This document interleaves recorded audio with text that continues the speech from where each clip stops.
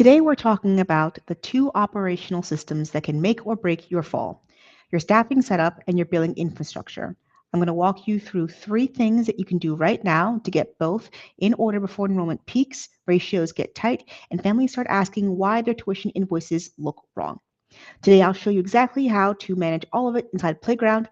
And by the end of this, you'll know what your staffing and billing systems need to look like before back to school season hits. Happy Hands Preschool is in good shape heading into the fall. Enrollment is flowing in, compliance is organized, but the director just sat down to build the fall schedule and realized that she has a problem. Two of her lead teachers are leaving at the end of August. She has one assistant whose CPR training expired in May. Her current schedule was built for summer ratios, not fall ratios, and she hasn't updated her tuition rates or fee policies since last year. Billing ran manually, which means that she spent the first 2 weeks of September chasing payments. Before any of that becomes a crisis, get your staffing organized, your schedule built, and your billing ready to run on its own. Tip one: before you build a fall schedule, know exactly who you have and what credentials they're missing. This sounds obvious, but most directors don't have a clean, current picture of their staffing going into fall. Someone's CPR expires in September.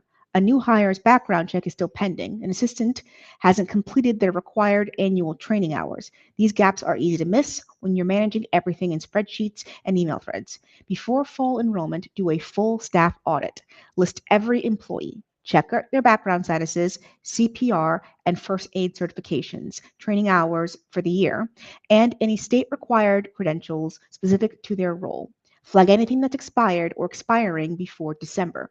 If you need to send someone to a recertification course, you want to know that in July, not in October when you're already short staffed. Let me show you what that looks like live in Playground. Okay. First, go to a staff member's profile and go to the paperwork tab.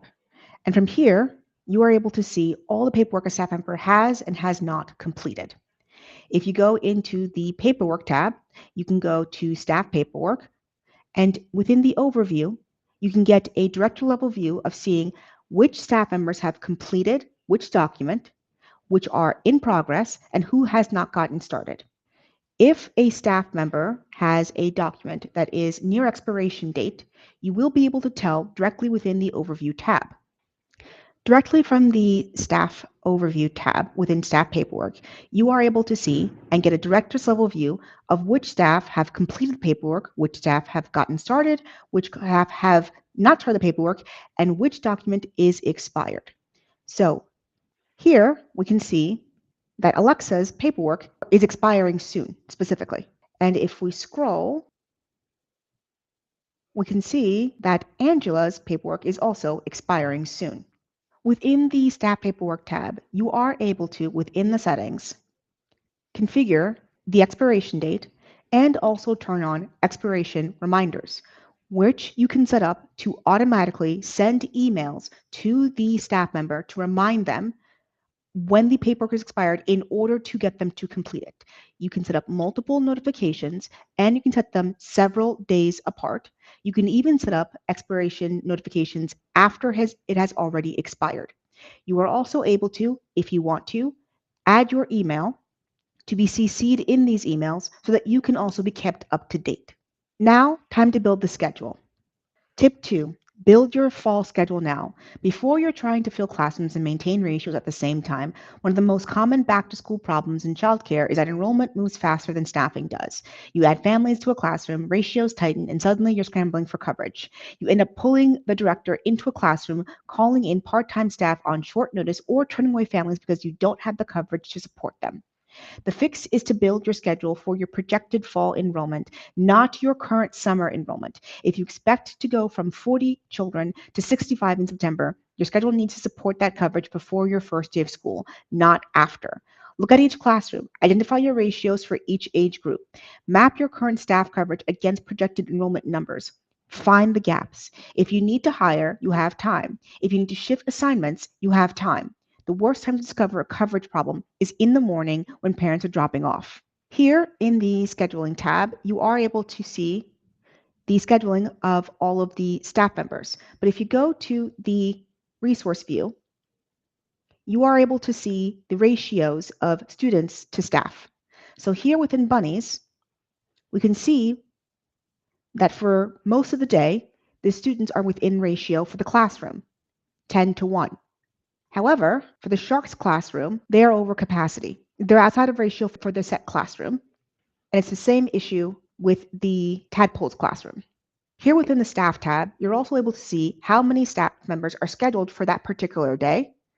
And when you toggle into the schedule tab, you are able to see how many students are scheduled for the day versus the total capacity of all the classrooms.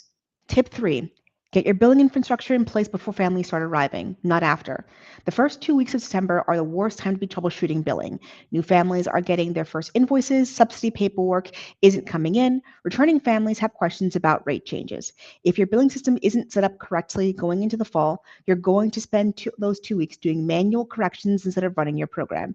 Before the fall opens, review and update your tuition rates and fee schedules. Confirm your billing cycles and your invoice timing. Make sure families who receive subsidy payments have the right authorizations on file and that your system knows how to apply them. Set up automatic billing so that invoices go out without you having to manually trigger them, and confirm that every enrolled family has a payment method on file before their first invoice runs. A few hours of billing setup will now save you days of cleanup in September. Within the billing tab, within billing overview, specifically saved items. From here, you can change the price of the saved items if your billing rate has changed. So for example, for weekly tuition, the billing is $250 per week, but that is now $300, and you need to have this change for every student who has this billing. So click the edit, adjust the price, edit all future debits within this time frame, and choose the date in which this is going to shift. So everything that posts after August 31st is now going to be adjusted to $300 per week without having to go into every student's billing and manually adjust it. Staffing and billing don't just get a lot of attention unless something goes wrong. A ratio violation because you didn't catch a coverage gap. A week of chasing payments because ratio wasn't ready. These are operational problems that you can almost always prevent if you set things up before the chaos starts. If you want to see how Playground works for your specific program, we'd love to walk you through it. Scan the QR code or head to the link below to book a demo. Thank you for being here.